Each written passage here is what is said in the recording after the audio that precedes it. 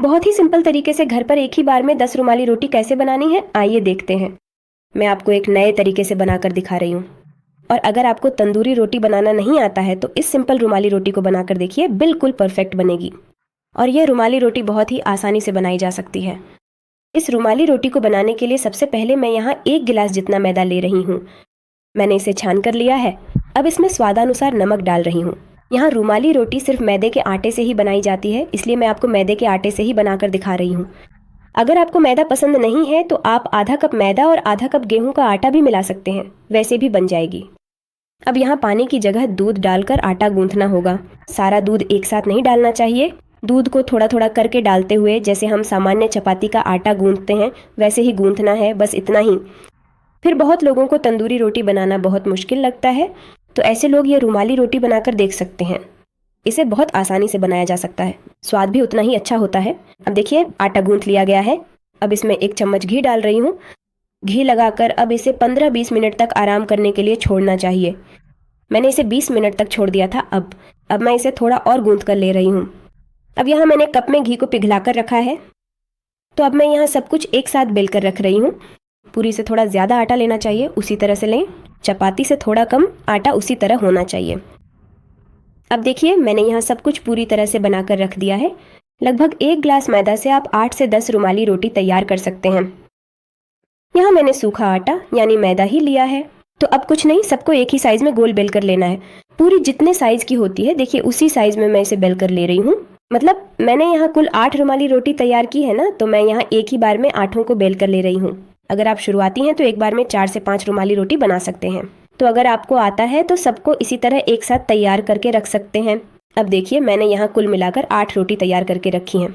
यहाँ मैं घी लगा रही हूँ। घी और आटे को लगाकर इसी तरह एक के ऊपर एक रखते जाना है। तो फिर से घी और आटा लगाकर एक और रोटी रख रही हूँ, यानी यही प्रक्रिया दोहराते जाना है। तो पहले बताया था, अगर आप शुरुआती हैं तो सिर्फ 4-5 ही लेकर बनाएं, बिल्कुल परफेक्ट बनेगा। तो यहाँ मैंने कुल मिलाकर 8 रोटियाँ एक साथ रखी हैं। यहाँ थोड़ा सा ज़्यादा घी लगाना पड़ेगा, क्योंकि जब हम सेंकेंगे तो वह बाहर से अलग होना चाहिए, इसलिए घी और मैदा लगाकर इसी तरह एक के ऊपर एक रखना होगा। ठीक है, देखिए यहाँ मैंने एक ही बार में 8 रुमाली रोटियाँ तैयार करके रख दी हैं। इसके ऊपर फिर से मैदा लगाकर इसी तरह पतला बेल लेना है, बस इतना ही। यहाँ ज़्यादा जोर नहीं लगाना है और नहीं इसे बहुत ज़्यादा पतला करना है, बस इसे मीडियम मोटाई में बेल कर लेना है, बस इतना ही। तो अब मैंने साइड में तवा भी गर्म होने के लिए रख दिया है। ठीक है, देखिए अब मैंने इसे बेल कर तैयार कर लिया है। मैं ज़्यादा जोर नहीं लगा रही हूँ, बस इसे चपाती जितने साइज़ में बेल रही हूँ उसी साइज़ में इसे बेल कर ले रही हूँ।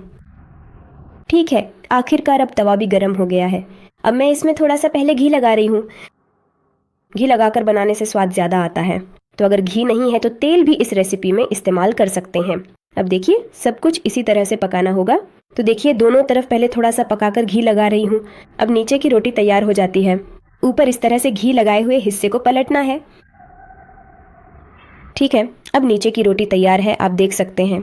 तो अब इसमें इस रोटी पर थोड़ा सा घी लगाकर रोटी निकाल लें, बस रुमाली रोटी तैयार हो जाती है। इसी को दोहराते रहना है। ऊपर वाली रोटी पर घी लगाकर नीचे रखना है, वह पक जाएगी। ठीक है, देखिए कितनी अच्छी तरह से बनी है। देखिए, जैसे कागज़ होता है वैसे ही बनी है। तो अब रोटी निकालकर फिर इसमें घी लगा रही हूँ। घी लगाकर इसे नीचे रख रही हूँ। ठीक है, देखिए नीचे वाली रोटी भी तैयार है, आप देख सकते हैं। मतलब एक रोटी निकालकर उस पर घी लगाकर उल्टा रख देना है, बस इतना ही। इसी प्रक्रिया को दोहराते रहना है, बस इतना ही। तो देखिए, रोटी निकालकर फिर से घी लगा रही हूँ। ठीक है, देखिए घी लगाकर नीचे वाली रोटी फिर से तैयार हो जाएगी। अब इसे निकालना है बस। मतलब पूरी तरह से यही प्रक्रिया आपको दोहराते रहना है, बस इतना ही। अगर फिर भी कोई कंफ्यूजन है तो आप कमेंट करके पूछ सकते हैं। तो देखिए, अब आखिरकार सारी रोटियां तैयार हो गई हैं।